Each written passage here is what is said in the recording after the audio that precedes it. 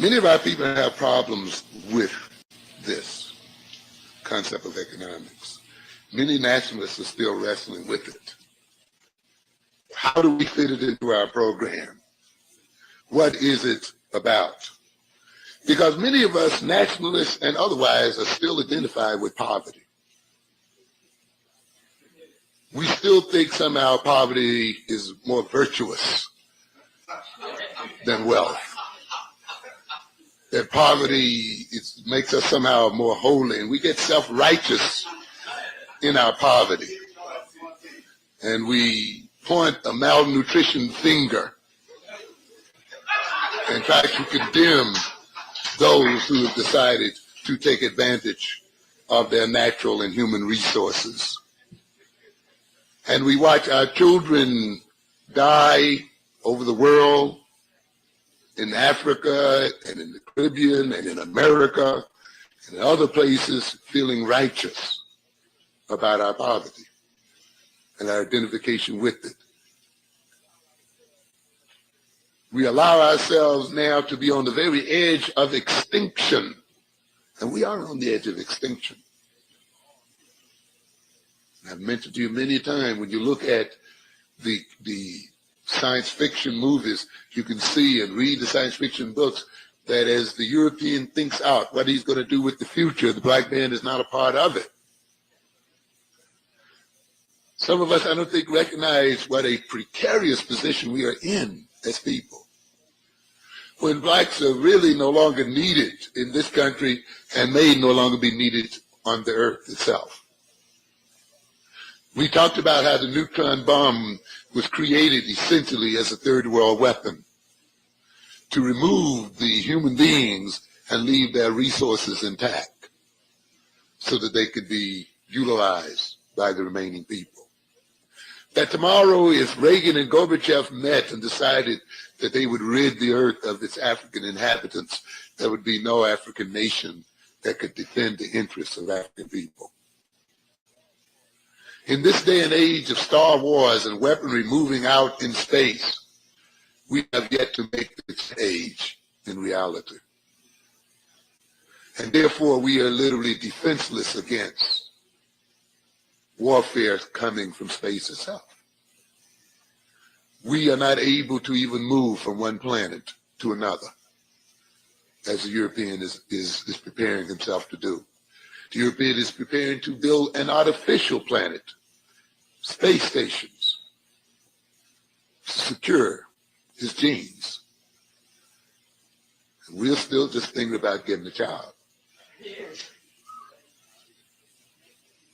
The European is already doing geological surveys of the moon and other planets. And is already talking about mining those planets and looking at their commercial possibilities. If you go downtown around 59th Street, you can buy something called Commercial Space, a magazine called Commercial Space, dedicated to the commercial utilization of space. And we're still worried about Koreans over here in Harlem. People getting ready to take advantage of the moon. Zimbabwe is having, Zambia is having riots over there, and almost social chaos over food.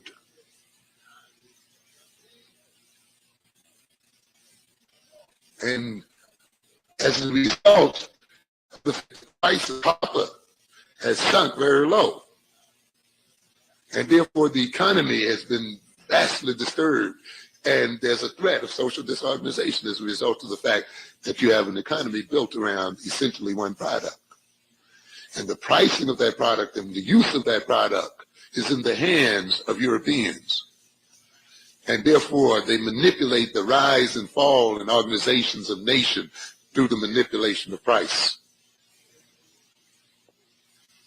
And of course, the estimation is that even those resources, which are the foundations of their economy at this point, that is the resources of copper, will be gone in 20 years. How do they eat then, if they are hardly eating now? How does the whole of Africa eat? when its resources have been sucked out of its soil and there's no more to be exploited there. When at that point, the European is now beginning to suck resources from the moon or from other places. Or as Reagan administration has made very clear, they will not give the Africans and other weak nations access to the resources of the sea. What happens after the resources are gone? So see, we have to look beyond.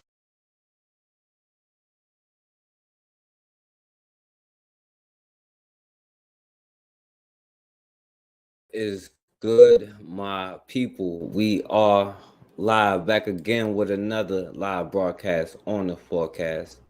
Yo, what's going on, Sun-Kissed by the Most High? Yo, it's been a real long time. Appreciate you for being in here. What up? What up? First Rifleman in here. What up, bro? Yeah, man. So, I'm gonna do this. You know what I'm saying? Now, if my computer mess up, y'all gotta work with me here. But also, man, if they take this channel down, then the other one I got is in the description, so y'all can go there and then see like what's up after that. You know what I'm saying? That's if they take this channel down. So, you never know. But anyway, man, I just came on here real quick. I don't want to be on here long, I just want to show a couple of things, you know what I'm saying? Speaking of no justice, no peace. So I ain't gonna be on here long, you know what I'm saying?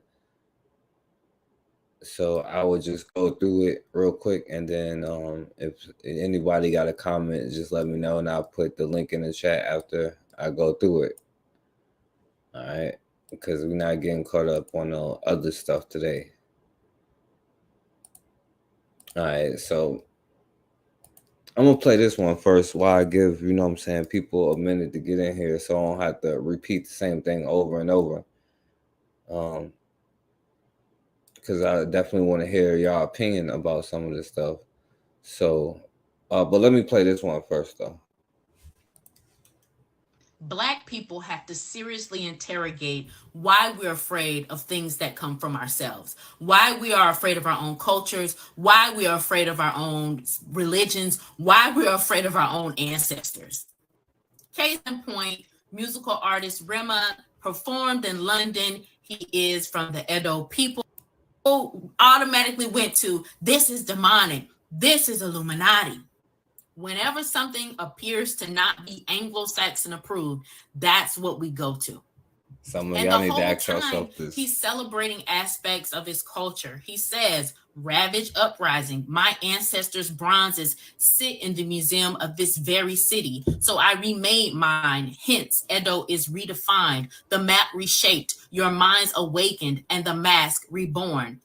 And he's absolutely right. African cultural artifacts have been stolen and taken by the same Western societies and institutions that taught you to be afraid of them. And so while you're afraid of your ancestors and you're afraid of your cultures, the very same people that taught you to be afraid of them are utilizing them for their own benefit. Let this be a lesson that everything African ain't evil. Everything that come from Black people ain't evil. And if you don't take back the narrative and control of your ancestors, somebody else will. Not only did this. All right, so yeah, let this be. I'm gonna let her say it one more time for some of you who need to hear that. Of them are utilizing them for their own benefit. Let this be a lesson that everything African ain't evil. Everything that come from Black people ain't evil. And if you don't take back the narrative and control of your ancestors, somebody else will. Not only. All right. So yeah, that sister is definitely spot on. I agree with what she's saying, Now, all right, so let me go ahead and get into it, because I don't really want to repeat it, but I guess they'll get the thing if they coming in here or not, or they can check it out later. Now, I know a lot of you have seen this on the news, and I know what everybody's gonna say, yeah, but that's kind of irrelevant, you know what I'm saying? But anyway, I know that y'all seen like, which is, not so much good news, you know what I'm saying? Because obviously it says this dude here who sat on this man's neck for 10 minutes, right, is suspected to survive, you know what I'm saying, after he was stabbed in prison. All right, now hold on, because it's starting to mess up now.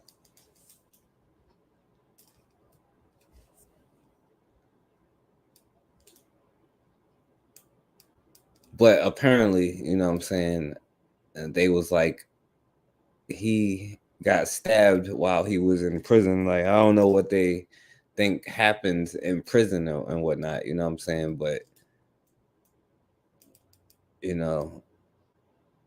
I can't say, you know what I'm saying, it's good news or not, because, he's suspected to survive this stabbing, or quote unquote, you know what I'm saying.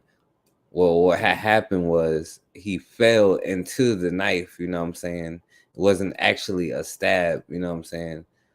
He actually just fell into the knife. That was all, you know what I'm saying. So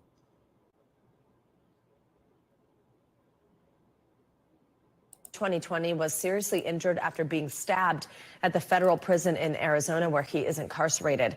Maggie Vespa has all the details on this story. Hey, Maggie, good morning. Hey, Savannah, good morning. Yo, what up, Raw? What up, Raw? I'm glad you in here, because I don't know if you've seen this, because I can't say that it's like good news, but I want you to see these couple of things that I'm about to show you. Good morning. Hey, Savannah, good morning. Yeah, while officials say Chauvin, who is serving both state and federal sentences, is expected to survive this attack, there are a lot of questions this morning as to how exactly this could have happened. And that being said, a quick warning, some of the information and some of the images in this story may be disturbing. Not really. This morning, former Minneapolis police officer Derek Chauvin hospitalized after Chauvin, convicted of murdering George Floyd, was stabbed inside a medium security federal prison in Tucson, Arizona. We are adjourned. Chauvin was seriously injured, but is expected to survive. A law enforcement Quote unquote seriously injured, but expected to survive. I don't know. What do you think about that, Raw?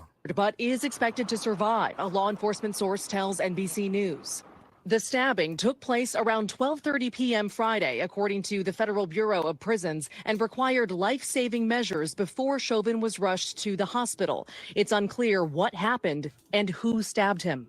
The Minnesota Attorney General stating, like any incarcerated individual, he should be able to serve his sentence without fear of retaliation or violence. Chauvin's attorney. Now I don't know what they think happened in jail and all this, like, I don't know, you know what I'm saying? I don't know. What you think? He says, hey, like any incarcerated individual, he should be able to serve his sentence without fear. Or like, what are you talking about? Able to serve his sentence without fear of retaliation or violence. Chauvin's attorney slamming the prison for a lack of institutional control and transparency, and claiming Chauvin's family has received no update on his current condition or location, stating it appears to be indicative of a poorly run facility and indicates how Derek's assault was allowed to happen. Find the defendant guilty. In 2020, video capturing Derek Chauvin kneeling on George Floyd's neck. Y'all know all of this part. You know. Investigation found that Minneapolis, I can't breathe. Floyd's death sparked a massive nationwide wave of protests demanding racial justice, and an investigation found that Minneapolis and its police department engaged in a pattern or practice of race discrimination. To give my energy. So this is his family. They're trying to say like now I don't know. Listen to how they word it though. I'm not sure what the brother is saying. Or practice of race discrimination. Terrence Floyd, George Floyd's brother, speaking out about Friday's incident, telling the Associated Press he wouldn't wish for anyone to be stabbed in prison, stating, I'm not going to give my energy towards anything that happens within those four walls because my energy went towards getting him in those four walls. Now, I know a lot of y'all see now like how they blatantly lie, you know what I'm saying?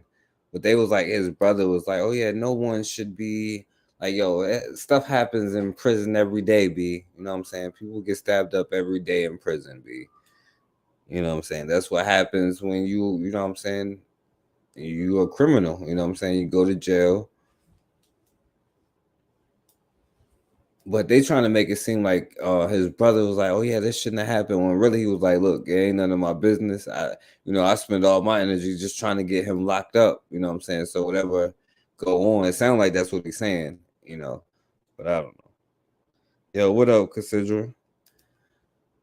And I would put it in there for like if any of y'all have anything to say about these two things here. Cause I ain't got that much. They like the same thing, but if y'all want to say something, but I just ain't trying to go left. You know what I'm saying? So I ain't even gonna let the trolls thing until the end. You know what I'm saying? Because I want to get through it. You know what I'm saying? I don't want to go left, but apparently, whatchamacallit, it's expected to survive after being stabbed in prison, but the thing is, right now, all of a sudden, y'all already know who's like mad about all this stuff. You know what I'm saying? Yeah. So there's people coming back on this now. You know what I'm saying? But you already know who's like mad about all of this stuff here. You know what I'm saying? But all I can say about it is what this sister said. So I ain't got much to say about it except for what she said.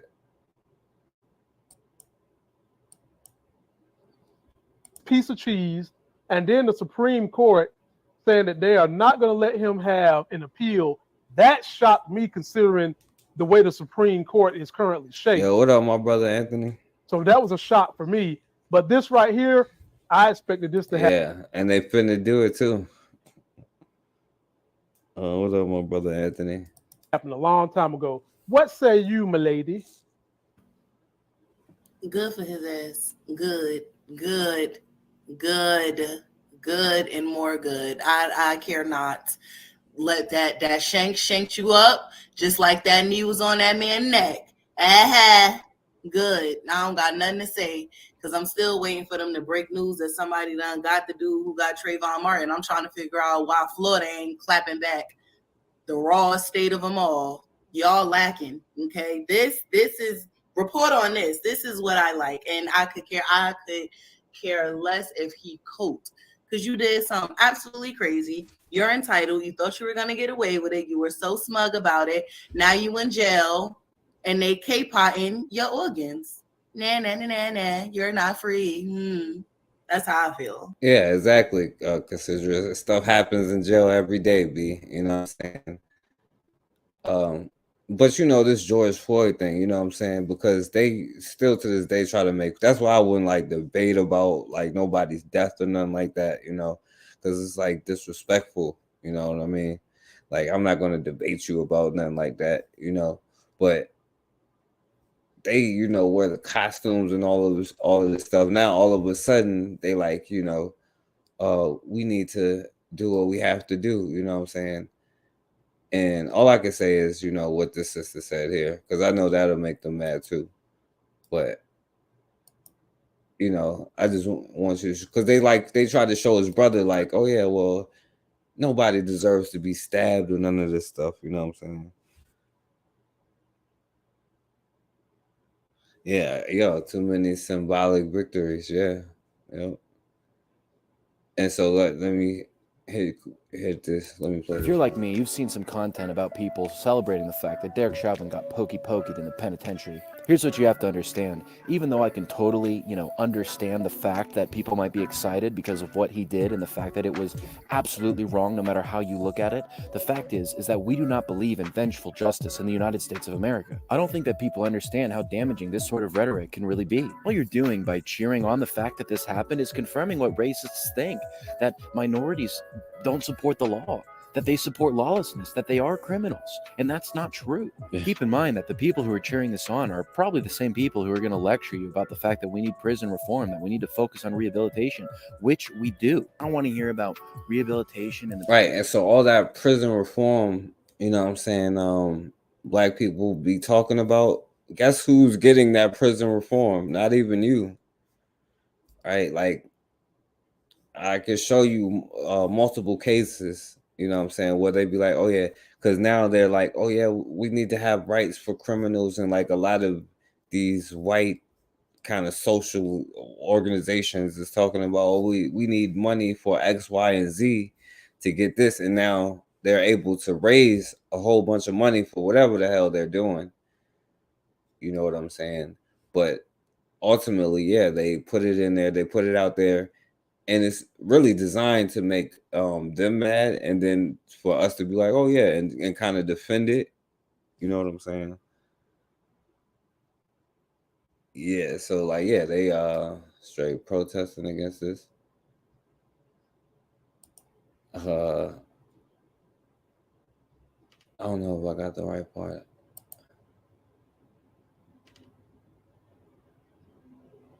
The way the world reacted to it. Journalists, Yeah, him forget and his this. wife, they had property in Florida. His wife, I don't believe, is wants anything else to do with him. What's your thoughts on that? Now, let's share this new report, this new documentary, The Fall of Minneapolis. The whole trial was a sham. That's what he says. Chauvin thinks the whole trial was a sham. Derek Chauvin, the former... Yeah, I mean, when they, you know, it give you a clue how they stuff is a sham when they electrocuted a 14-year-old boy like George Steiny, you know what I'm saying?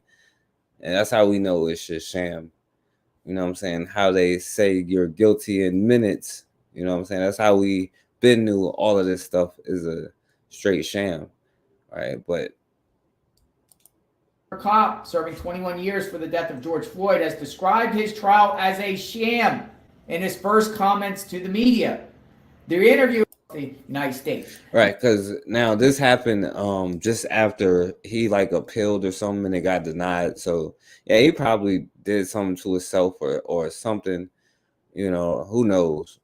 You know what I'm saying? And that's his way of trying to get out of like the prison, because if it was real, he wouldn't have been like able to come back to have no kind of story to tell, right? It ain't gonna be no seriously injured. It's gonna be critically, you know what I'm saying, wounded, you know what I'm saying, mortally wounded.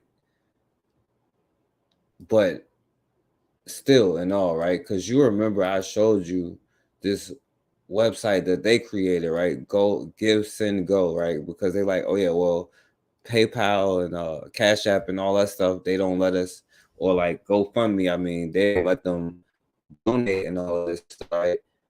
Now, this is for his legal defense fund, right? This is how much they're making, right? And I mean, I heard a few people mentioning you can easily just do this and scam the hell out of them, right? Like make America great and just be like, you know, hey, donate here. You could do that, you know. But look, it was like campaign created for his defense fund, and they have raised $106,000. You know what I'm saying? And this is just like recent, you know what I'm saying? So like an hour ago, 35, 2 hours, 97, 3 hours, 25.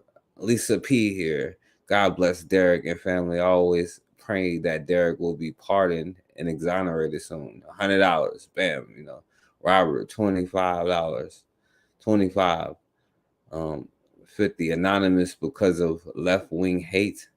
Watch Fall of Minneapolis.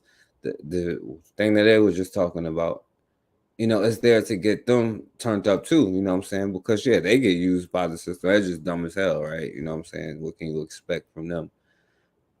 We expect better of ourselves though.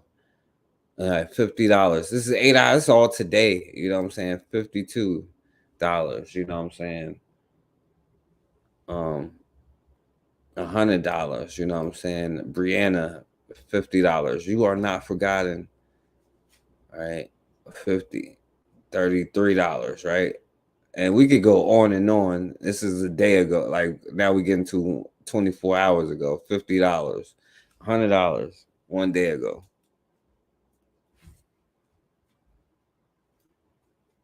Yeah, it was a sham, you know what I'm saying, where he was sitting on his neck. But you know, you see how easily that they will raise up all of this money. You understand? And when we say like, look, we're never going to get justice in their schools, their courts, and all of this stuff, and we need to do this for the sake of our own children. They're doing this for the sake of a mentality to stay alive. You know what I'm saying? This white nationalist mentality, where now all of a sudden they need justice reform because this, like, what, the seventh cop in, or the third cop in history have been locked up for killing somebody, right? Only because he was sitting on his neck on camera for 10 minutes, you know what I'm saying? But it was his shoulder, though, you know.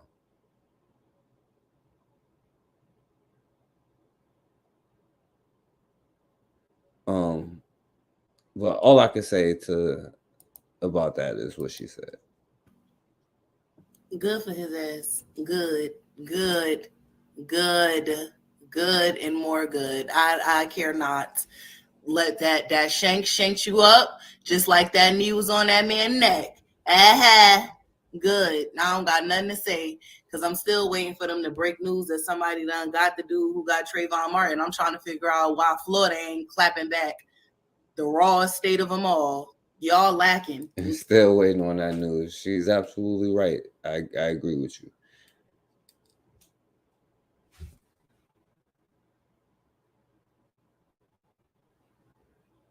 Yeah, I know. That's what I'm saying, Consider, you know what I'm saying?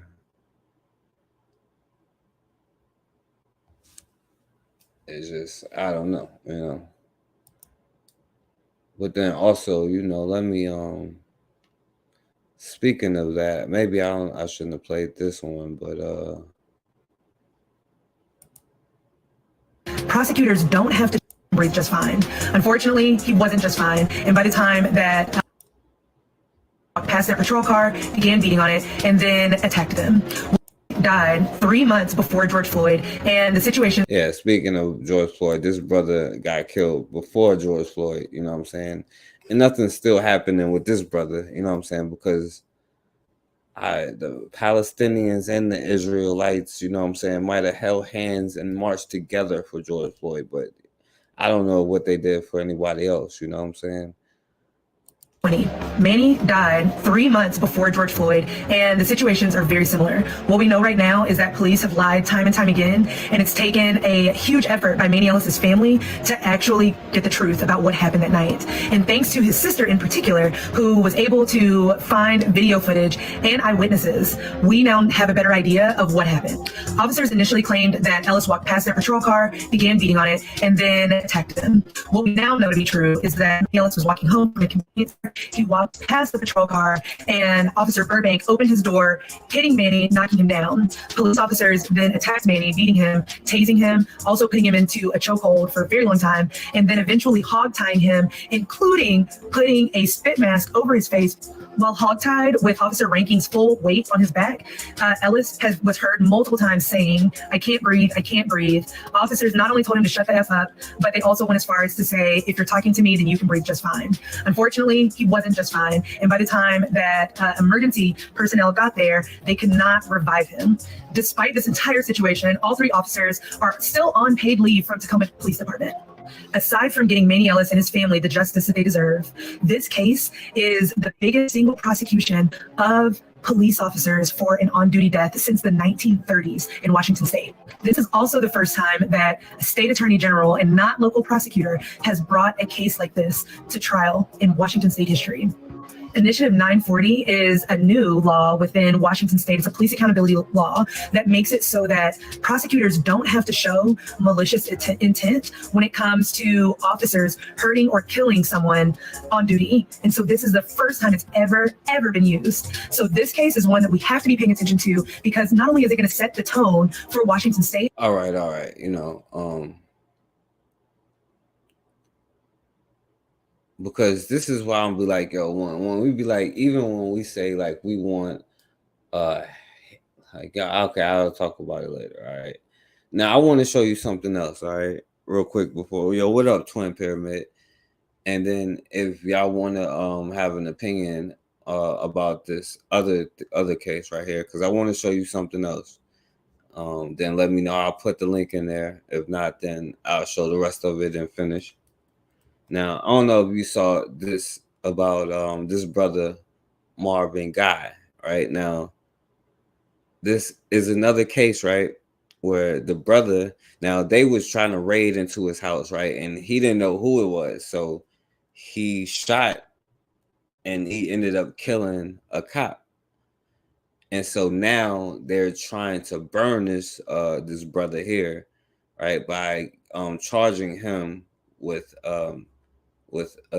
killing the officer, right? So let me play this, right? Testimony continues with intensity in the long-awaited Marvin Guy trial. Guy is charged with capital murder in connection to the Killeen police detective Chuck Dinwiddie. This comes after the department conducted a no-knock search warrant on Guy's home back in 2014. 6 News' Sydney Deshawn has been following the trial and's live outside the courthouse with more details tonight. Sydney? Chris and Lindsay, things are really starting to heat up in this trial. Prosecutors tried admitting evidence of a target practice drawing found behind Guy's living room couch. Now, the defense objected, saying this is prejudice, but the state says this is crucial for the jury to see because it shows intent, that this was planned and that Guy had accuracy. Now, before all of this happened, the jury heard it from more SWAT team members. Now get this, they're saying when they raided his house, like they must have told him when they was going to raid it, that he planned to shoot through the door and kill one of them when they was raiding them. He planned all of this. This is what they saying they was using to prove it, because he had a gun target, you know what I'm saying, poster in his house. Says this is crucial for the jury to find Guy's living room couch. Tried admitting evidence of a target practice drawing found behind Guy's living room couch.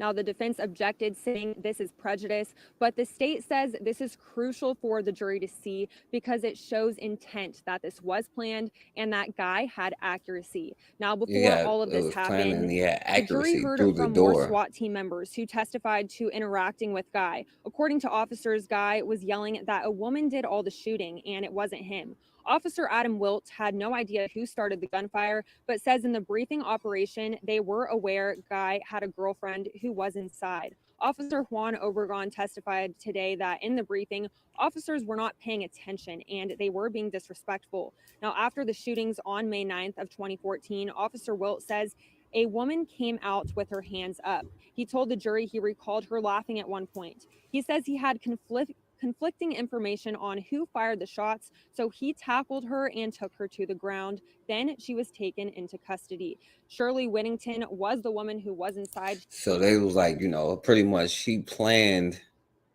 like I guess he told them when the raid was, or they told him, or I don't know how that worked out, but he planned when they were going to raid, okay, I'm going to shoot this particular officer through the door, you know what I'm saying? I'm gonna know exactly which spot he gonna be in because I studied all of their raids.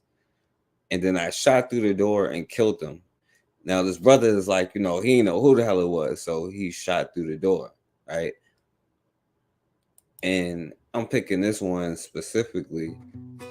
That is very important from a reproduction standpoint. This is one of the ones that'll be famous for the whole deflection of, you know what I'm saying? So let me play this one, right? So now this happened a long time ago, right? So then the trial kept getting delayed like years and years. This happened like, I don't know, like 7-some years ago, right? So the trial kept getting delayed, and I want you to see this. Well, the man facing a murder charge for the shooting death of a Killeen police detective is seeking new counsel once again, 9 years now after the crime happened. Marvin Guy was charged with capital murder back in 2014, and after multiple trial delays, his day in court continues. Yeah, Breonna Taylor boyfriend, yeah. To be delayed. Incredible. 6 News reporter Nicole Sheeran has taken a closer look at this case. She joins us now live in studio with more of these details. Nicole, it's happened again. Guys, it's happened again, and during his 9 years in the county jail, Marvin Guy has been represented by 11 different attorneys. And in a hearing yesterday, a judge granted a motion from yet another defense team to withdraw as his counsel. On May 9th, 2014, Bell County resident Marvin Guy was accused of shooting Killeen detective Judge Dinwiddie when police conducted a no-knock raid at his home. After being charged with capital murder, Guy has continued to get rid of his legal team right before the start of the trial, resetting the entire process. According to the motion to withdraw, Guy refused to cooperate with his defense attorney, Justin A. Moore, and his law firm, Stafford Moore. The family of Killeen Detective Dinwiddie is furious and is tired of waiting for justice. Basically, I want She says she's tired, she's furious, and they tired of waiting for some damn justice. All right, no justice, no peace out here in these streets for them. Dinwiddie is furious and is tired of waiting for justice. Basically, I want to express that my family is furious. We were 3 weeks away from our trial date for the first time in 9 years. 9 years. So our Dinwiddie family is furious.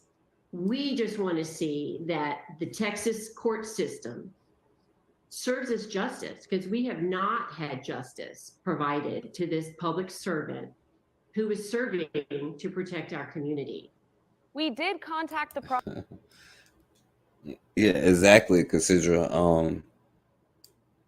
And everybody should, you know what I'm saying, practice gun safety, you know what I'm saying, learn how to use it properly, you know what I'm saying, like have something to always defend yourself, because if like the power go out for like 2 weeks and no water and stuff like that, it's gonna be like the apocalypse outside, you know what I'm saying, especially if you don't have no water in your house.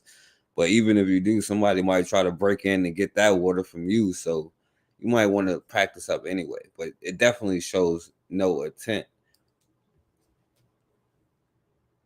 Well, because this brother kept using the legal system, right? Well, you know, just like and it's the difference with that white girl, right? Because her lawyer just didn't show up at all, right? He's just no call, no show, you know what I'm saying? So that's something totally different. Right, but what he, like, you know, most of the attorneys was probably, you know what I'm saying, some white dudes like, oh yeah, well, you fried, Negro, so I can maybe get you 20 to life, you know what I'm saying, I can get you not getting the electric chair, you know what I'm saying. But they're trying to say he had intent to murder this cop, right? And so he probably, like, every defense, like, yo, forget them, like, you know what I'm saying, like, no, I don't want them, because they're trying to make them take a plea deal, because we're the only group that don't accept justice. We'll just make excuses and say, why don't you go to Africa or something crazy, like something stupid like that, you know what I'm saying? Like, you know what I'm saying, if you're so mad at the white folk, why don't you do this, and why don't you know how them some of them do, you know what I'm saying? I ain't gonna say their names, but you know how the talking points that they use, you know what I'm saying?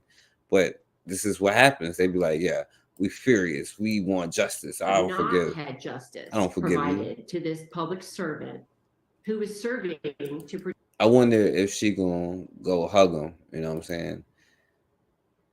Now, recently, Angels. Of course, you already know what happened to the brother, right? So they found him guilty of murder, but not capital murder. See, they wanted him to get the death penalty for shooting this cop, you know what I'm saying? But they didn't give him capital murder. They just gave him murder. And they're still mad about that, you know what I'm saying? But let me play this for you. All right, well, back here at home this morning, Marvin Guy is waking up a convicted killer after more than 9 years. A jury found him guilty of murdering Killeen Police Detective Chuck Dinwiddie. Well, Meredith Haas is live in the newsroom with a look at what's next in the case. So he was found guilty from both families. Good morning to you, Meredith. Yeah, good morning, Jasmine. So it's important to note Marvin Guy has been convicted of murder, not capital murder, which the Dinwiddie family had been hoping for. Yeah, exactly. If he was thinking, It was an he emotional would have scene been outside doing the that. Bell County Justice Center Tuesday following the guilty verdict handed to Marvin Guy. This verdict ensures that this violent felon who knowingly ambushed and shot 3 officers will remain in jail for the rest of. Now, listen to the language, you know. Now, this is the most dangerous species ever, but like black people need to get it. They ain't be like, yo, let me go hug. Please, judge, can I hug her? Can I hug him? They ain't say when it was the opposite. They ain't say none of that stuff to you. Like, look at this thug. We got to get him off of the streets. Listen to the statements. Seen outside the Bell County Justice Center Tuesday following the guilty verdict handed to Marvin Guy. This verdict ensures that this violent felon, That's all he did, knowingly broke into his ambushed and house. shot 3 officers, will remain Now, in jail the rest of his life. now he ambushed them when they was raiding him, and he ambushed them. They was literally trying to ambush him, and he responded to whoever was breaking into his house, and they're saying that was a premeditated ambush that he did. But I can only play more. Well, I'm a little disappointed in the verdict for the simple fact it's almost like a no-win situation. Both Marvin Guy and Chuck Dimwitty's families have mixed emotions on Guy being charged with murder instead of capital murder. When they found him guilty on a lesser charge, it just tells me the system just going to beat you one way or another. Chuck's family believes he is guilty of capital murder. We're relieved for the conviction of Marvin Guy on the charge of murder. A capital murder charge is punishable by death or life in prison without parole. A murder charge means he will face a lesser sentence. Dinwiddie's family made note of Guy's prior offenses. Armed bank robbery, aggravated assault, drug dealing, assault, bodily injury, family violence. While Guy's family focused on the man he was becoming before the no-knock raid that led to Chuck Dimwitty being shot by Guy in 2014. But he was in the process of cleaning things up. See how fast that that history comes up, like especially with the other dude. Like 13 or 18 complaints in however many years, and 3 shootings, and like see it only works one way though. 14. But he was in the process of cleaning things up, and I know it's something that he probably regret, but he didn't know, and he maintained that he didn't know that it was on the other side of the window that day. No matter what, there's one thing both families can agree on. There's no winners in this. So even if it was a not guilty verdict, there's still no winners. And there's still no winners in this. So today, they sentenced the brother. So he got life in prison, but they were mad that he didn't get the death penalty, Just hours ago, a Bell County jury sentenced Marvin Guy to life in prison. Guy was found guilty of murder last week for the death of Killeen police. That's what I tell them. Like, they want their homeland, go back to Turkey somewhere, wherever the hell they from. Hours ago, a Bell County jury sentenced Marvin Guy to life in prison. Guy was found guilty of murder last week for the death of Killeen police detective call that Chuck murder. Dinwiddie during a no-knock narcotics raid back in 2014. 6 News reporter Sydney Deshawn sat in the courtroom and breaks it all down for us tonight. Sydney? Chris and Lindsay, this all came down on Chuck's wedding anniversary and the day before his birthday, and it only took the jury 34 minutes to come to their decision. The state went over Guy's prior... Yeah, I'm waiting for her to go give him a hug and say, "Oh, please, judge," and for the judge to get down there and give him a hug too. I'm still waiting to see it. Went over Guy's prior convictions in other states to enhance his sentence, which the defense He said he went over extra charges in other states to enhance his sentence. minutes to come to their decision. The state went over Guy's prior convictions in other states to enhance his sentence, which the defense objected to. Some of these included robbery, possession of a firearm as a felon, and controlled substance with intent to deliver. After the jury came to their decision, Guy had no expression, but Chuck's loved ones put their heads down in tears and hugged one another. Multiple family members and a SWAT team member gave their victim impact statements next. The jury learned Chuck was thinking about leaving the SWAT team because another officer died in the line of duty. Chuck was also supposed to be off the day tragedy hit, but his family says he was dedicated to protecting his people. Chuck's family thanked the jury for their verdict tonight. We want to always find the goodness in people. We always want to give them that advantage. Now, I don't know, Rod, listening, consider. This is why I say the most dangerous. Listen to what she say. Find the goodness in people. We want to always find the goodness in people. We always want to give them that advantage. But some people, like this current felon, we just don't find much goodness. And those are the people that need to have their just punishment. And I know my brother believed that. And we stand behind that. Now, I'm gonna play this one more time, right? But just replace them with you. You know what I'm saying? Tonight. We want to always find the goodness in the people. Damn if black people don't always look for the. Well, there was this one time this one white dude gave me a quarter in a Subway, so not all of them is bad. All of them are white nationalists. I promise you that. You know what I'm saying? But yeah, we want to try to find it. You know what I'm saying? But We always want to give them that advantage. But some people, like this current felon, we just don't find much goodness. And no, but some whatever they are, you know, we don't find much goodness. So people like that, you know what I'm saying, we make them serve justice, right? those are the people that need to have their just punishment. And I Those know are my the brother ones believed that. who need to have their And just we punishment. stand behind that. And I definitely believe that. Right? The ones who was criminals that we can't find no good in them. What are you gonna do? Now, Guy is not eligible for parole for 30 years. He will be 89 years old then. Tonight at 6, we hear from Bell County District Attorney Henry Garza, who explained his thoughts on the trial after almost a decade of waiting, guys. All right, Sydney, thank you so much. Yeah. Oh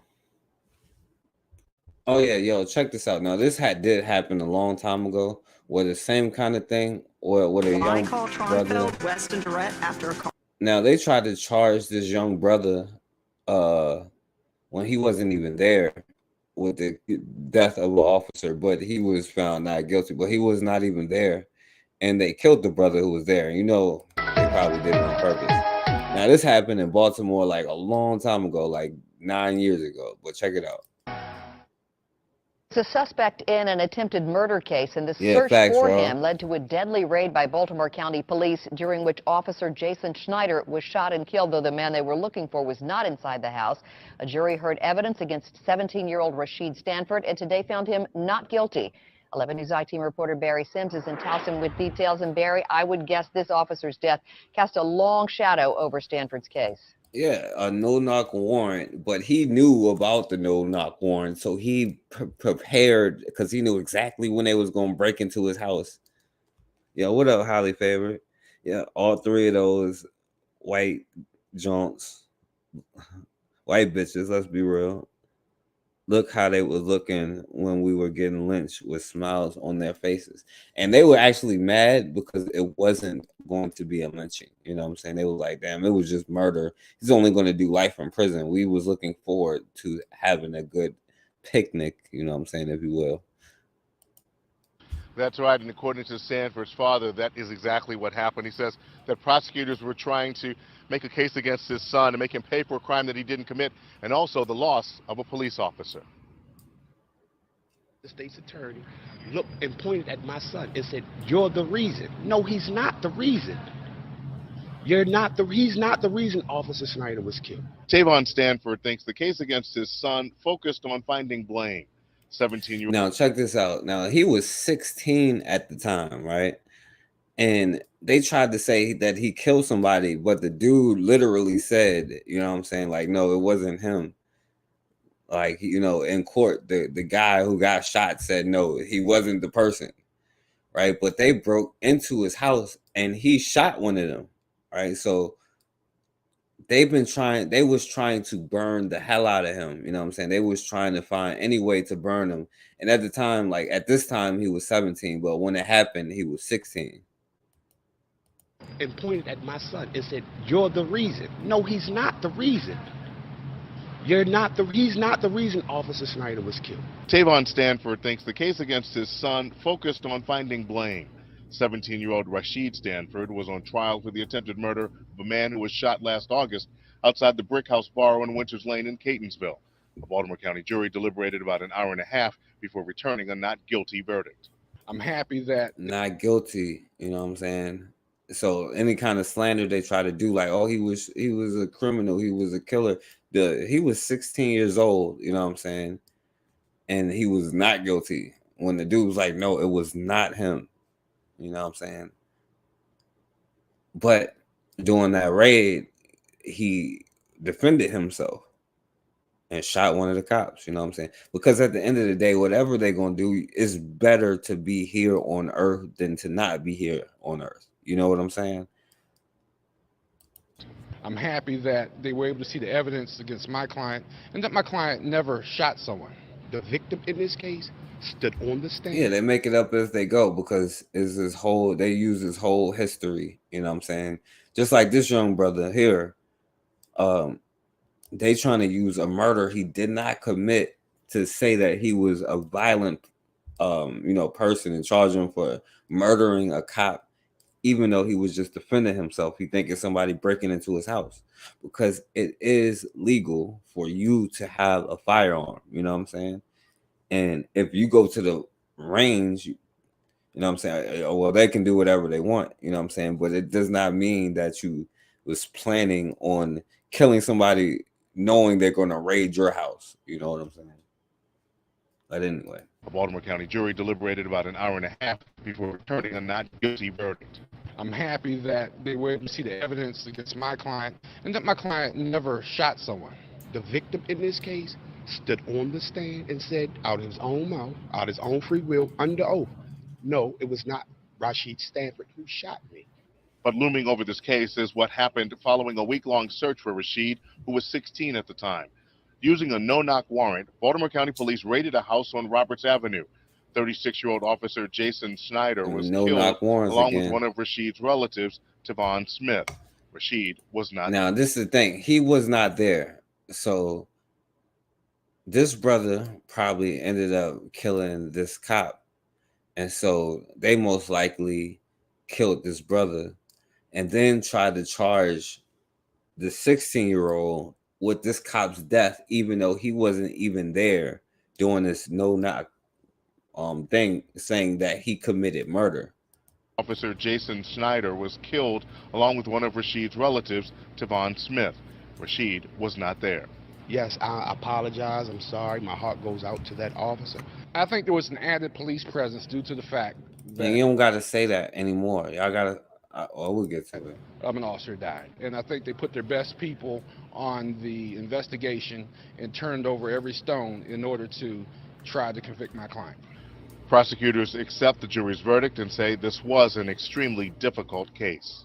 It was absolutely, unquestionably, a very difficult case. It was investigated great by the Baltimore County Police Department. They put a lot of effort into this. They was trying to burn that young brother. But when you're dealing with situations with either uncooperative witnesses or inconsistent pieces, that's something that we have to deal with. They admit Officer Schneider's death overshadowed the trial. Oh, unquestionably. Yeah, I mean, it's an officer losing his life and trying to protect our citizens. It was related directly to this case, and so it's something that's not going to be ignored. Right, we were trying to burn that young brother, but I just had to show that because, they going say, well, look at what they like. No, like this brother here did the same thing, right? And it's more important for you to come home. You know what I'm saying? That's why it is important to practice self-defense methods. You know what I'm saying? Whatever self-defense methods you have, I don't care if it's like throwing knives or you know what I'm saying. I don't know what you do, you know what I'm saying? Brass knuckles or whatever. You know what I'm saying? You definitely want to I want to show you this, right? Speaking of their court system, because this one is like this one happened before, right? But it sets up what I was speaking about the courts thing. So, now is a good time to talk about it because this sets a whole precedent, right? Because this young sister knocked out this little white girl who was talking crazy. And by the way, y'all remember that sister Angel Reese, you know what I'm saying? Now, I don't know if they're going to try to like kick her out of college and all that, but y'all remember last year they was trying to give her a hard time because she was, laughing at the little white girl.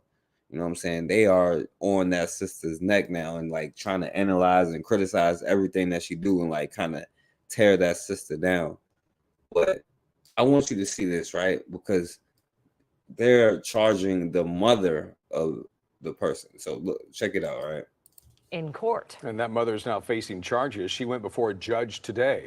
And tonight, KCAL9 Orange County reporter Michelle Gili shows you. Yeah, they just wanted to burn that young brother. They tried to set him up for a murder for something he wasn't even there.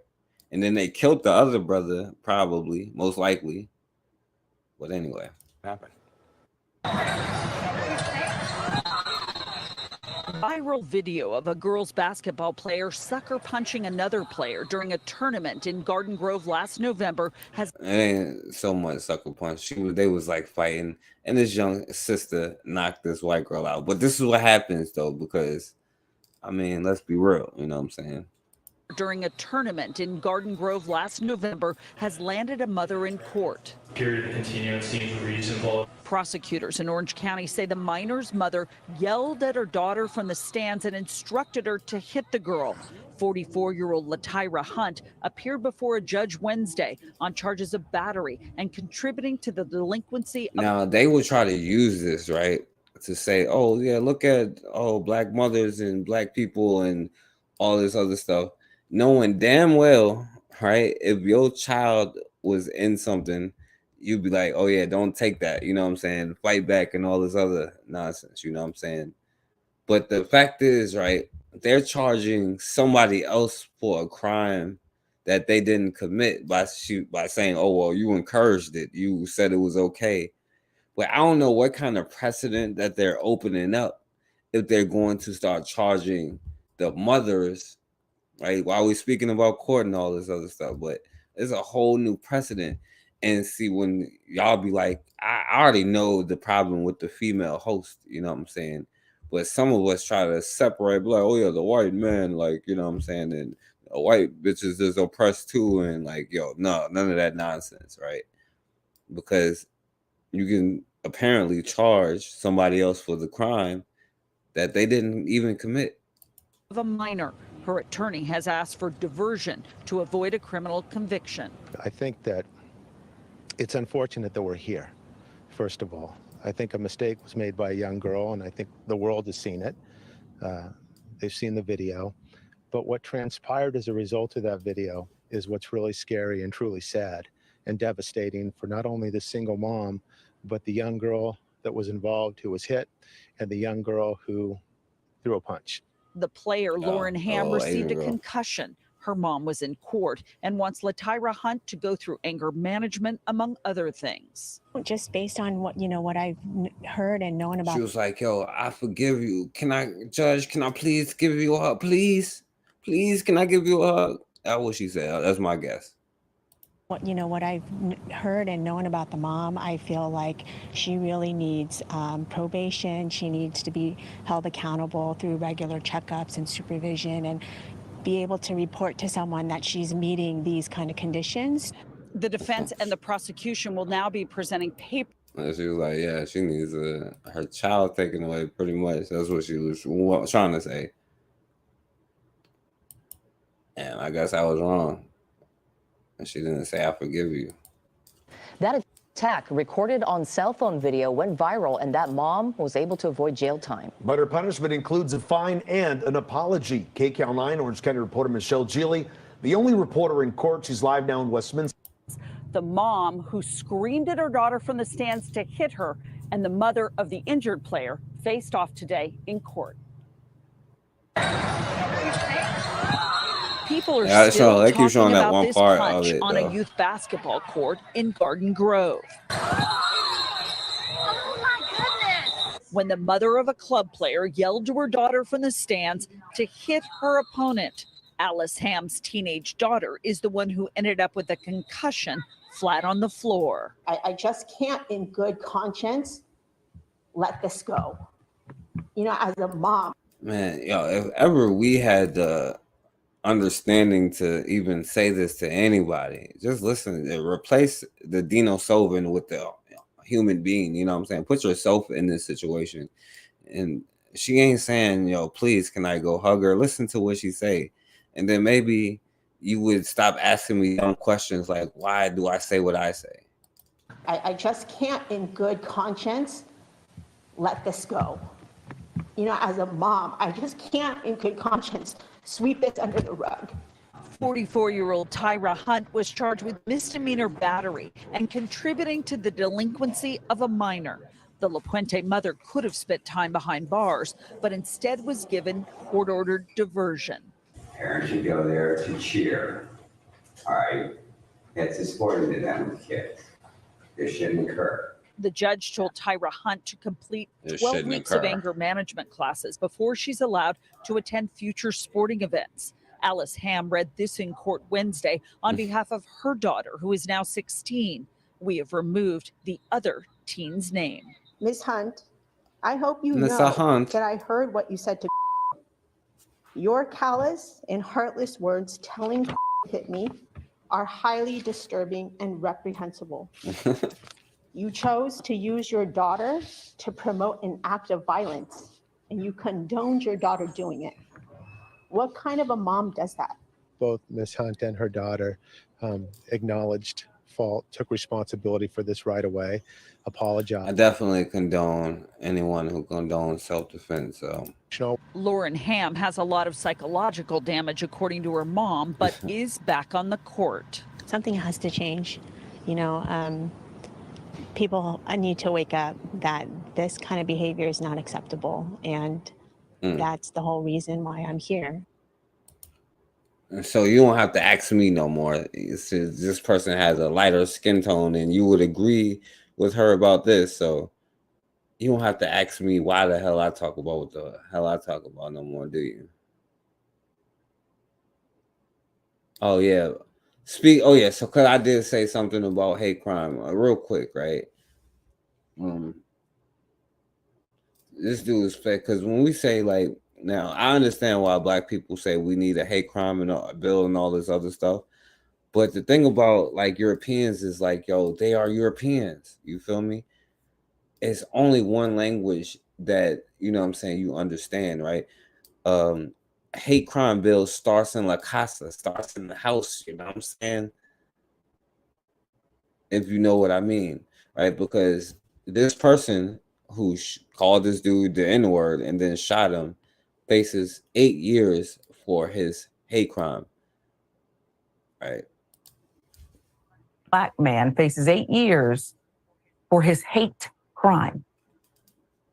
Anthony Mangiapane, Michigan man, has been found guilty by a Macomb County jury of one charge of ethnic intimidation, 2 additional offenses in connection to a 2022 shooting where he yelled the N-word at a Black pedestrian before firing his rifle at the man. He currently faces up to 8 years, or have to serve a minimum of 2 years in prison. Damn, so hate crimes, you get 2 years for hate crimes these days? Ain't that something? A minimum of 2 years. He was sentenced to 8. He'd be out in what, 2.5? That's what you get for a hate crime these days? Ain't that something? Now, see, as I'm giving you the details, my blood is already boiling. I just got triggered by what you need to definitely charge his mom. We need to open up because they just opened up a can of worms. So see, we can, because the mom definitely encouraged it. She drove them across the border. You know what I'm saying? So now, since we can charge the moms for all of this, we can finally clean up the streets from all these thugs. You know what I'm saying? Delivered to you. I'll explain. In addition to ethnic harassment, which carries a 2-year felony, the jury found Mangiapane guilty of assault with a deadly weapon, 4-year felony firearm charge for a mandatory 2-year sentence. Incident occurred July 25th, 2022 in a suburban Detroit, Michigan shop. As a Black man... And this happened in Michigan, you know what I'm saying? And, you know, that's for, you know what I'm saying, anybody in that area, you know what I'm saying? You know, a couple people, right? So this happened up in that area. Recently passed by Mangiapane's Warren, Michigan shop. As the Black man stood on the sidewalk, the 56-year-old raised his weapon in the doorway and shouted, "And better get moving." It's according to Fox 2 Detroit. Shortly after he uttered that demand, he shot at 37-year-old St. Clair Shores. But anyway, you know, so he gets 2 years for this hate crime. And this is another thing when I say like this hate crime bill thing, like there's only one way that you will, and it's not going to be through their system. You know what I'm saying? Like Cassandra said, they will never use their system to hurt themselves. Like the reason why they really made laws was to, like, you know, they had their own things, but most of the laws was made in the jails and stuff like that. Like they had like certain little jails, but the prisons, we know, was made for us, you know what I'm saying? The laws was made to keep us locked up, you know what I'm saying? Of course it was like, you know, certain things, but when they start getting into certain details of a lot of the laws, when you look into it, like that's just how sick it is when you like just look at it. And even asking them for any kind of thing like that, I don't know, like they'll always find a way to use that kind of stuff against you, right? Just like they like use Black people beating up Asians as to stop Asian hate bill, you know what I'm saying? And they pulled out Dino Sovan chicks like the one before I just showed, who's talking about this sister talking about, yeah, you need to do this, you need to do that.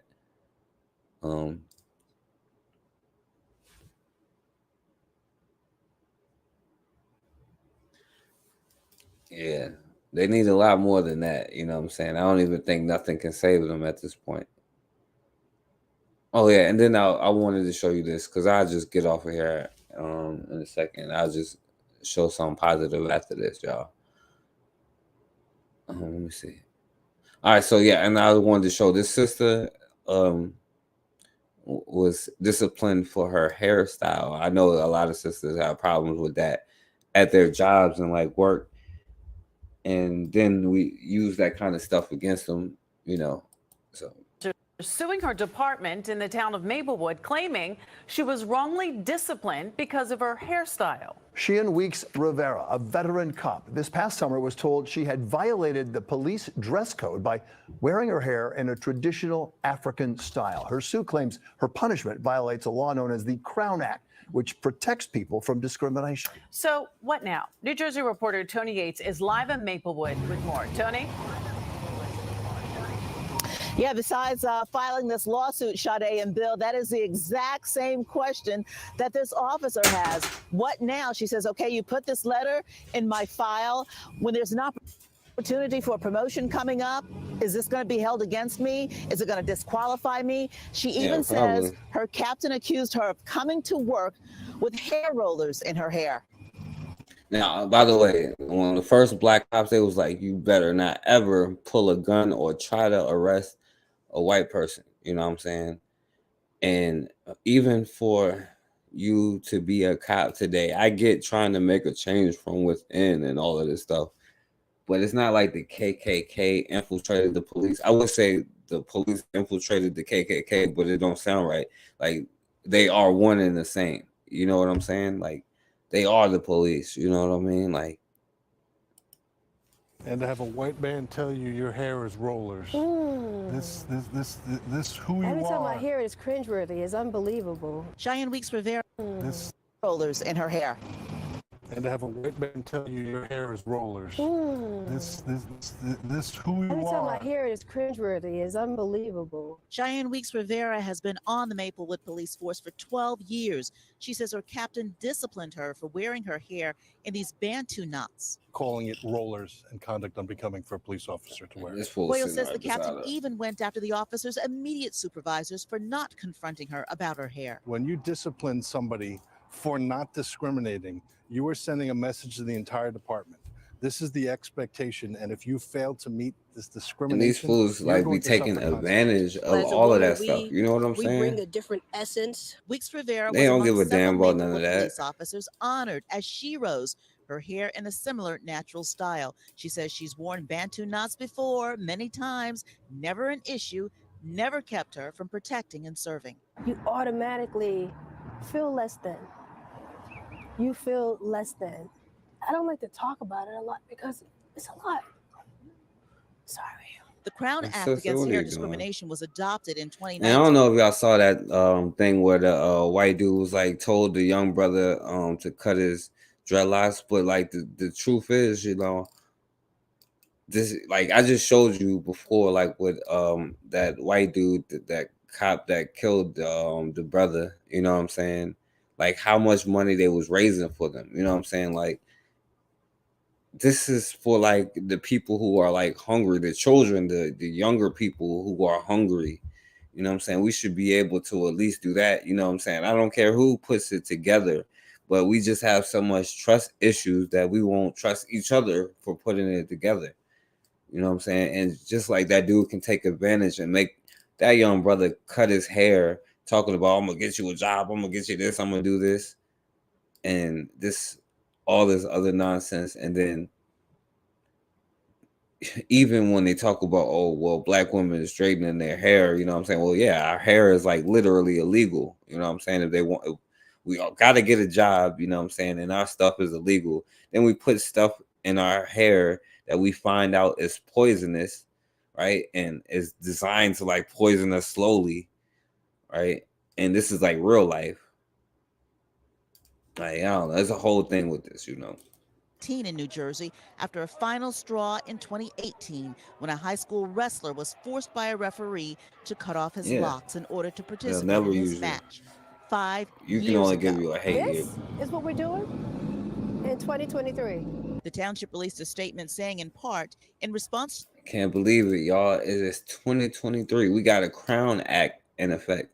There's no way that they, Europeans, will go against the treaties that they made. There's no way that they will go back on their words. All right, no way, no way. All right, y'all. Okay, yo, I do have to do this for some of the brothers that's in here even now.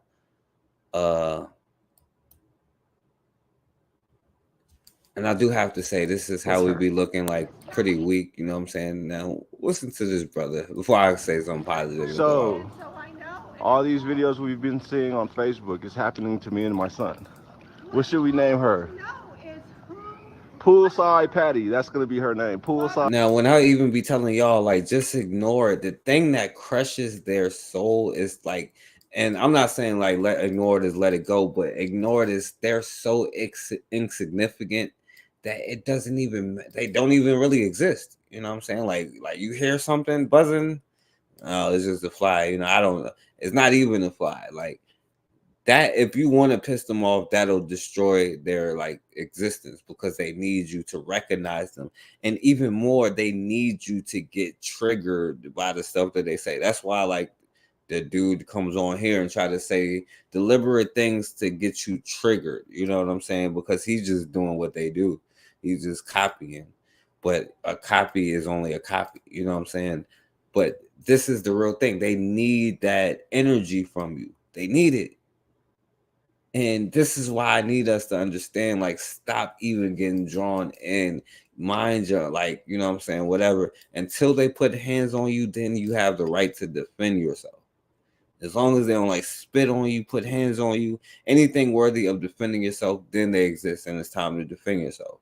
Other than that, like, no, I don't even see you. Like, it doesn't even exist. Like, I'm telling you, that's what, especially when she all the way over here, like, we just minding our business. Like, ignore her. Unless you're going to smack the hell out of her or something, ignore her. Hi, Patty. What apartment? What apartment? That's all. Who are you friends with? Who's your guest? Who are you? We're swimming. And she's mad. She's just upset. Oh, I'm mad. Look at her. Look at her. Like, we're not even bothering anyone. It's just two people. Two people in the pool. Dom, you don't have to speak to her. It's almost like it'd be, not to say it this way, but it's almost like it'd be this brother getting turned on and arguing with this way.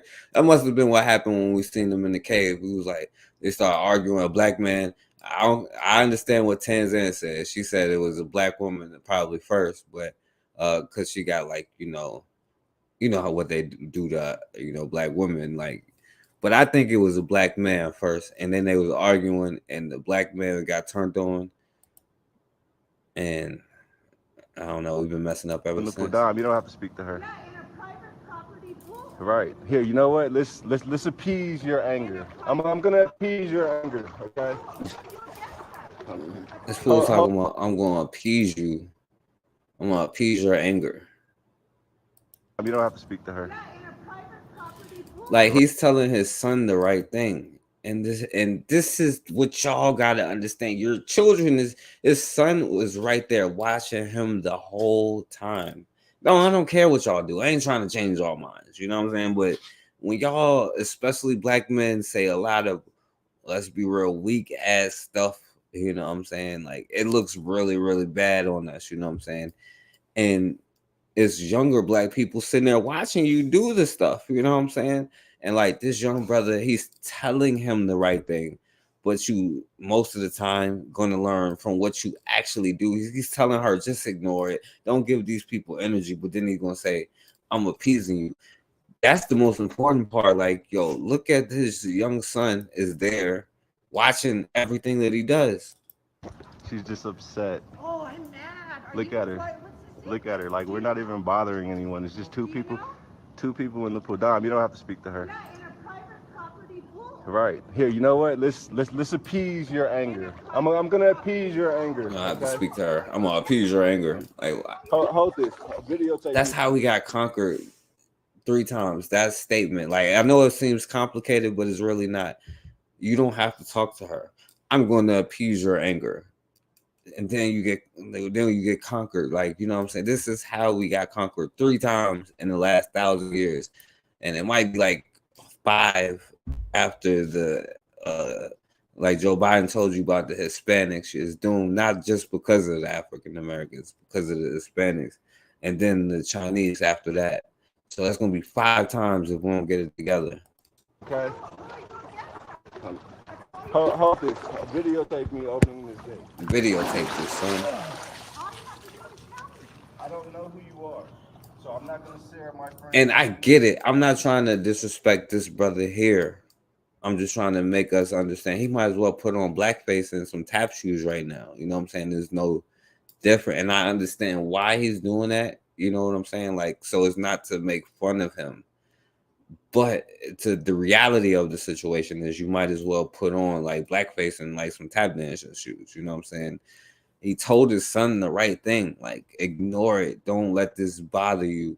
And we are so damn emotional when it comes to everything. You know, we get too emotional. And it's okay to have emotions, but it's there for you to listen to, not to be controlled by it. You know what I'm saying? Like, that's what separates us, the emotions. Like, I'm not saying be like a psychopath, you know what I'm saying? Like, that's a part of our humanity. But like being controlled by those, like, if you're mad, it's letting you know that, okay, now I have to do something to change this situation. It's not meaning I have to just, you know what I'm saying, do whatever. You know what I mean? Like, fear was there to let you know if someone's going to jump out at you and you may have to run. You know what I'm saying? Not because some white girl is yelling at you. You know what I'm saying? But anyway. I don't know who you are, so I'm not going to share my friend's name with somebody that I don't know.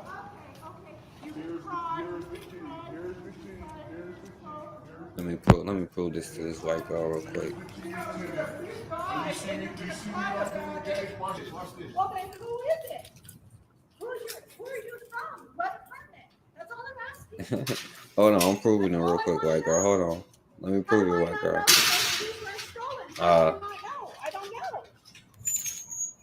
How do I not know? All you have to do is tell me. Look, Facebook people. Oh, so now the key is stolen. Like, oh, damn, maybe it's nothing you can do to convince them of anything. Maybe it's nothing you can ever do or say to convince them. You ever think about that? All right. Maybe there ain't enough validation in the world for you to be able to get accepted, or, you know what I'm saying? It may only be one way for you to get left alone. That's all I'm saying. How do I not know? All you have to do is tell me. Look, Facebook people, all they have to tell me is who's the guest. That's all. That's all. I want to know who are you the guest of? That's it. And I'll leave you alone. Who are you the guest of? These nuts. Just come hang out with us. You guys, do you know them? When he comes down. And then at the end, we always be like, oh, well, you could just come hang out with us, you know. Once you see that I'm okay, that I got my freedom papers, then maybe you can hang with us, Miss Ann.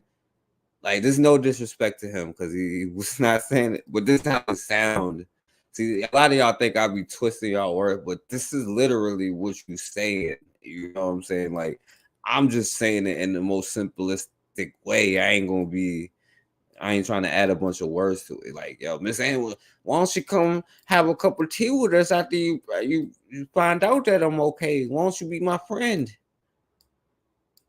Whatever. Bill Gates, what up, bro? When he comes down, I don't know anyone. So why don't you just come have a seat? Because I don't want to argue with you. It's a very nice day, and we helped him move, so he'll be down. I said it's a very nice day. You don't want to hurt me. It's on tape, so we can tape it. See, now she's talking about getting hurt, and this dude did all this nonsense. He done walked outside the gate, and his son right there been watching him the whole time look like a fool arguing with another fool. We can press play if you want. Scared of what? Nobody's trying to. Now she's talking about she's scared and all that. Now he even tried to prove it to her, you know what I'm saying? And then he invited her to hang out, and now she's like, "Oh, well, you're scaring me." Come on, Don, let me see you swim to the other side. Just ignore it. Hey, remember I told you sometimes in life you just have to ignore ignorance? Yeah, that's good advice. Why don't you take it? Come on, let's go. See, that's the thing, though. And this is why this is important, right? Because when you tell your children one thing, but you do another, you know what I'm saying? Like, that's sending mixed messages. You feel me? And it causes confusion. And then we have a lot of confusion in our, because like when you telling him like, well, sometimes remember in life, sometimes you just gotta ignore ignorance. And then he's seen you get up there and like put on blackface and tap dance and like, look, Miss Ann, I longs here. I got my freedom papers. Like it's sending mixed messages to this young brother. You know what I'm saying? Like, and that's not his intention. I get it. It's just that we are so damn emotional. And that's what they get off on. They get off on you getting emotional. That's why, like, when they come in here and they try to troll, like, and that dude tried to troll y'all. And that's why I even allow it, you know what I'm saying? Because it's so easily to crush them on the things that they say, because they usually expect you to get emotional and they usually go off a script. Like, every time I hope you can prove me wrong, you know what I'm saying? It's just, unfortunately, like, it's like 700 years didn't happen. You feel me? And when we when we say one thing and like, it's just how weak that we look as a collective. And that's just like not good. You know what I'm saying? Like, just not on this brother as an individual, but that's how we look, you know, when we say different things. Like, it's just something that, you know, I think that we have to address. But this is the right advice to give him. The problem is you have to lead by example. You know what I'm saying? Like, and you know, like I said, this is not about him personally. This is just us as a collective, you know. Let me see you swim to the other side. Just ignore. Hey, remember I told you sometimes in life you just have to ignore ignorance? So just ignore ignorance. Come on, let's go. They're here in the restroom. They'll be down in the wall. Just have a seat. Just come in and have a seat. They'll be here eventually. Sometimes you just have to ignore it and then go on for another way, like 3-4 minutes. Okay, that's fine. I have no problem with you doing what you want to do. Okay, just come have a seat and chill. Stop being so angry. Stop being so angry. You're not working, you're fussing. Swim. Let's go. Ready? And I ain't trying to act like you've been chilling this whole time, dude. You just spent like 5 minutes of your life arguing. You know who you've been arguing with? People that got this kind of mentality. Look at this, y'all. Decides to pee on the airplane aisle. Sorry, everybody. Are you serious? Yeah, I don't know what the hell be going on in Spain, y'all. Like, I don't know what the hell they be doing that over there in Spain, but this is who you arguing with. You know what I'm saying? You arguing with people that do, well, whatever, that do stuff like this. You know what I'm saying? Like, it makes no sense for you to sit there and try to, you know what I'm saying, talk to them or do anything like that. You know what I'm saying? This is the kind of people that you're dealing with. You know what I mean? Now, I don't know what Decides to pee on the airplane aisle. Sorry, everybody. Are you serious? Now, they would try to ask why the dark plague started. And then I have to play this for my good buddy, First Rifleman, who was in the chat. He probably left. Oni, what up? Bill Gates and Oni, I'm sorry that y'all had to come in on something like that. Y'all can go back and watch. The other parts was more have better lessons, I guess. But yo, this is for brothers like First Rifleman and how they enjoyed their Thanksgiving and stuff like this.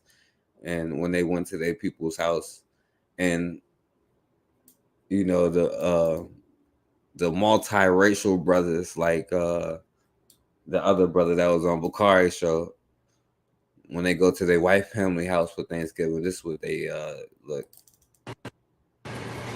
Yep. Legend of black. Oh, so much. We'll add a little. That's what they say.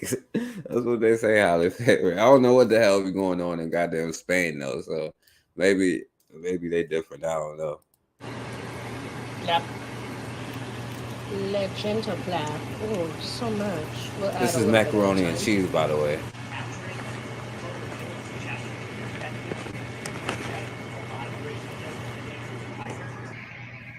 Now, I know y'all didn't think I was not gonna season my mac and cheese. Who am I?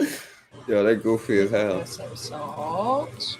Yo, We look at measure with our that. heart in this home. Now I ain't good at cooking macaroni and cheese, but do y'all dump like salt and pepper on y'all's macaroni and cheese? That much salt and that much pepper on y'all joint? And is y'all stuff like brown? Like I don't know what the hell that is, but they like goofy as hell, yo. I'm gonna season my mac and cheese. Who am I? We go add some salt. We measure with our heart in this home. Yeah, follow his own And life. lots of pepper. Goddamn. And I am out of garlic today, so we are just gonna do. So they got tired of y'all making fun of them about doing this. So she gonna put some goddamn half the salt and half the pepper in there, and then add some paprika. They got tired of y'all making fun of them and stuff, you know. Now this is what First Rifleman had to eat for Thanksgiving, and the other brother when he had Thanksgiving with his white side of his family that he is accepted by. Pepper. And I am out of garlic today, so we are just gonna do some paprika. What the hell? Y'all do this with y'all macaroni and cheese? Because if so, I might not want it. That's it. Oh man. So yo, speaking of all of this salt, right? Let me go out with this one. Right? Speaking of all this salt, I think that this was important to say. You know, I'm only gonna play a little bit because you know, I had Erica on and she was like, you know, one of the most important things is like your health and stuff like that. And I gotta say something positive after that, you know. So, or at least informative, you know, about like salt in your meals, because I know in my family, I know a lot of the older Black women have diabetes and a lot of that stuff going on. And then the brothers, and they live longer than the brothers do, you know what I'm saying? And I get it, you know what I'm saying? Like we stuck on some of the diets that we get, but like some of that stuff is going to mess us up. Because one of the most important parts of it is like being in shape and being fit, and like, you know, just going out there to like walk every day, you know what I'm saying? Just to walk to like stay in shape, you know what I'm saying? But just walking every day, you know, I don't got to be walk around the block like 3 times, you know what I'm saying? But take full control of your life by what you choose to put at the end of your fork. Let's get into it. So it's the time of the season where we have every single reason to overindulge. But we're going to go into this season of holidays, the temptations that are all around us. So let's talk about salt. We talked about sugar last time. Let's talk about salt. The thing with salt is that salt is in almost everything that we eat. And when it comes to seasonal foods, that's where the danger is presenting even more. Let's get really focused. And what we're talking about are your seasonings. What are you using to spice up your foods in order to make that special dish that is your signature dish for the holidays? Read your labels. When it comes to seasoning your foods, if the condiments that you're using have their first ingredient as salt, then you need to not even bother to use it. Because what's going to happen is if you get into the habit of reading all of your nutrition labels when it comes to condiments and seasonings, then you'll see that a lot of what we're using to season our food and to get that turkey going is not good, because And I'm gonna be honest with you, and Rob probably get mad, but I still like eat like hamburgers and like pizza and all that other stuff too, you know. And I get it, but I have incorporated, you know what I'm saying, healthier things, you know what I'm saying, especially like learning how to cook my own stuff, you know what I mean? So like I have learned how to incorporate more healthy things within it and drink more water, because I know for me, I'll be drinking soda all the time, like, or I used to. I mean, I still drink soda, but not like I used to. I drink water now, and like instead of getting like something that's like bad, I would get like you know, like fruit instead of like potato chips or something, you know what I'm saying? Or just anything like that. Even like peanuts and stuff like that is supposed to be, I guess, good for you. I don't know. Like, I'm not a doctor and I'm not a health expert, you know what I'm saying? But I do know that doing certain things, you know what I'm saying, helps. And, you know, even though I still have my vices, you know what I'm saying, like, I guess I'll be like, I'm young, I can get away with it. But, you know, like, just like Erica said when she came on here, like, yo, the if she could tell the young people anything, one thing is to protect your health and to take care of your body. And a lot of times when you're going from like 20s to like 30s, you start slipping. And then especially like with our sisters, we start getting into these situations, you know what I'm saying? And why that's important, because I'm gonna have to play this, you know, because this is like messed up, but I still have to play just a few minutes of it. All right. Year, both of them expecting, and we witnessed some of the most vulnerable moments of their lives, much of it captured through intimate home. This is the story of two pregnant Black women in 2023. Kanaya King in St. Louis, Missouri, and April Valentine in Inglewood, California. Their stories end very differently. I have a baby. And she's so cute. We all sat there hopeless and helpless. And I said, what happened?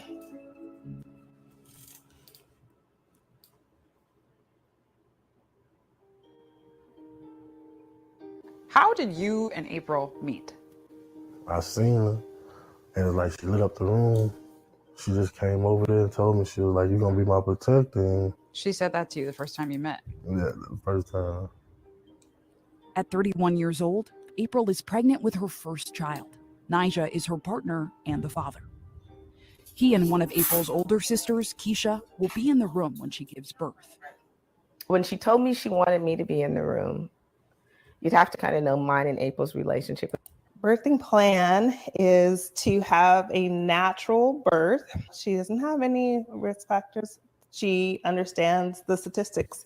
Black women in pregnancy and birth being 3 to 4 times more likely than the white counterpart to have complications in a birthing situation. Yeah. Oh, she call herself making fun of Black people. Yeah, probably. But it's no way. Well, that's first Rifleman had a plate of that, you know what I'm saying? But y'all, like, this is important to see, but this is like kind of long, so I'm not gonna play this, you know what I'm saying? But it is definitely important, because even when we talk about like what I wanted to get into when we was talking about like even the dynamics between our relationship these days, because it's true, like one of their goals is to separate our families into like one way is to keep people from even wanting to get together to make families in the first place. And it's working pretty good, you know. But it is definitely important. And we know how important that our families and the family structures are. And then even when we get to that point, when we get to something like that, and then you have childbirth and you have to decide between this woman and your child, you know what I'm saying? And the kind of protection that you get, like at the end of the day, You know, nobody is ever going to protect us but us. You know what I'm saying? So I'll let this be the last one. This sister that was on Koku show, Queen Thais, she is starting like trying to do stuff for like homeschool. So let me play like what she was trying to do, because you know I definitely support the sister. It's been a while since I like sent her something, so I need to do that, and we all need to send the sister something because she has like a black like what we talk about. We need, you know what I'm saying, education for children, and I know the brother, a brother that comes on here, has his children in her institution, right? And so she out here doing big things, really. So we all really should be supporting her if that's what we say. Like I showed you this one real quick before I show you this, right? I showed you how they not only made Go Give Send Go, right? Is a thing that they made a quote unquote white Christian nationalist thing, right? Because GoFundMe and all of that, they done raised 106,000. I should have reloaded to see if they got any more new donations, because it probably is, but it probably ain't gonna work. I probably shouldn't have did that. But anyway, I showed you how much money they have raised. Oh yeah, so they got more money since we've been on here, because now it's at 137. So since we've been on here, it's another $20, right? So this is for Derek Chauvin, right? And this is why we on here. So this sister here is doing something to educate, you know what I'm saying, black children. So Greetings, family. This is Queen Thais. Yes, I'm super excited because I'm coming to you to offer my free Black homeschool training exclusive on Wednesday, November 29th at 7 p.m. And I love it. I'm super excited because this is where I get to pay it forward to all of you, all of the love and the support that you have given me over all of these years. And this is an intro to becoming a powerful, proficient, and professional homeschool educator certification. Y'all know I've been doing this training for a few years. We have a multitude of graduates who are taking their children's education out of the stratosphere while they're boosting their income and launching new careers. So, you know, I'm just really super excited to share this with all of you guys. You know, this experience, I know for sure, will broaden your capacity to cultivate confidence and deepen levels of competence in all of your children. all right, so yeah, it's Liberated Minds. You know, she has a black African centered homeschooling thing, and she's trying to reach out online. I'm not sure. Have online stuff, but she has, like I said, her institution been, I think, at least 10 years. I'm not sure how long. I think it's been around for like 10 years. She's been doing her thing, and she has actual, you know, institutions, you know what I'm saying, where she teaches children, black children, right? And she teaches them in the Afrocentric way, or black first way that we talk about. So I definitely had to salute that sister, you know what I'm saying? And you know, that's a good way to go out. And matter of fact, this sister here is a good way to go out, because she said what I was going to say about this whole thing, about all of this. What say you, milady? Good for his ass. Good, and more good. I care not. Let that shank you up, just like that knee was on that man's neck. Good. I don't got nothing to say, because I'm still waiting for them to break news that somebody done got the dude who got Trayvon Martin. I'm trying to figure out why Florida ain't clapping back. The rawest state of them all. Y'all lacking. Okay. This is, report on this. This is what I like. And I could care less if he coped, because you did something absolutely crazy. You're entitled. You thought you were going to get away with it. You were so smug about it. Now you in jail, and they K-potting your organs. Nah. You're not free. That's how I feel.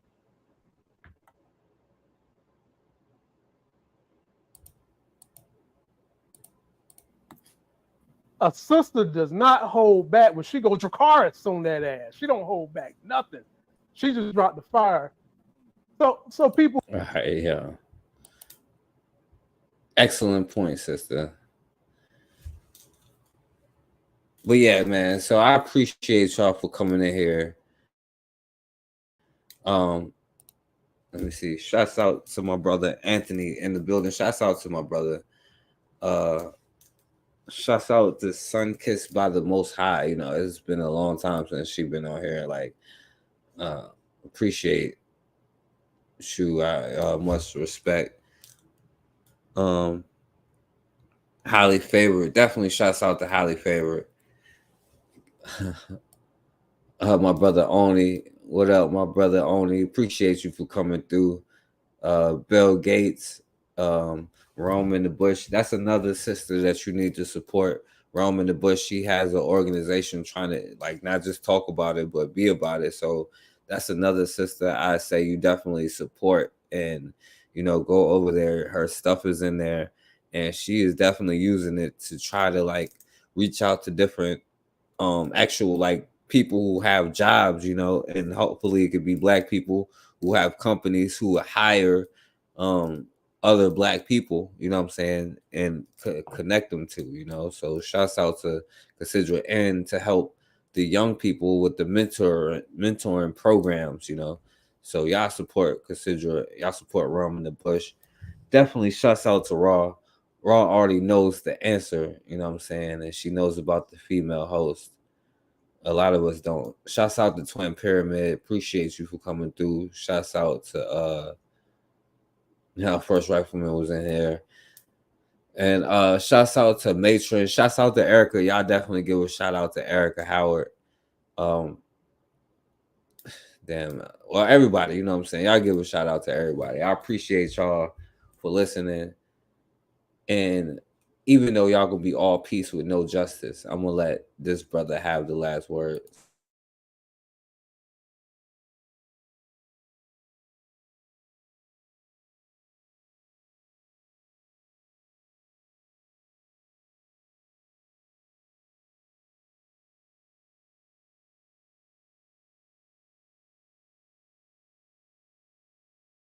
And if 4/5 of the world is dark, how is it possible for 1/5 to rule, oppress, exploit, dominate, and brutalize the 4/5 who are in the majority? How do they do it? Divide and conquer. If I take my hand and slap you, you don't even feel it. It might sting you because these digits are separated. But all I have to do to put you back in your place is bring those digits together.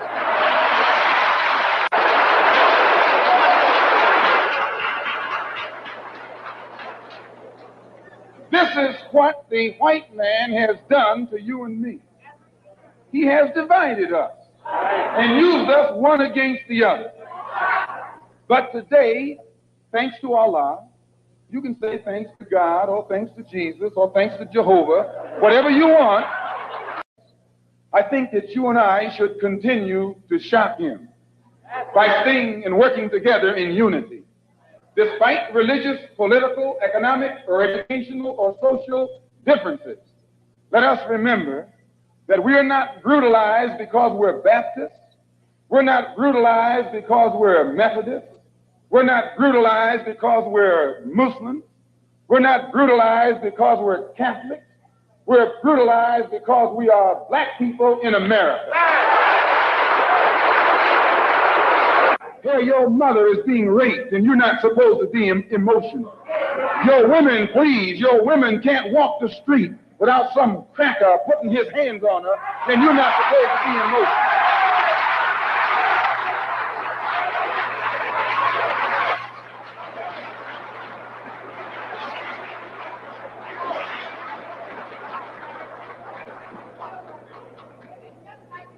If you say that you're fed up, if you teach the Negroes who don't even know their own name. Why? Because he took it away from them. Please. 20 million Black people don't even know their own language. Why? Because he took it away from them. 20 million Black people who don't even know the history of their ancestors. Why? Because he took it away from them. And if you're trying to tell them how thoroughly and completely they've been robbed, he says you're teaching hate.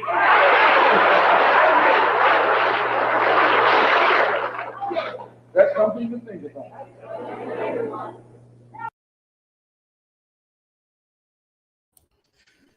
Exactly. Yeah. So yeah, she definitely a powerful sister, you know, and we all could be powerful if we just realize who the hell we are. But as always, man, we have got to start standing for something, or we're gonna keep falling for anything.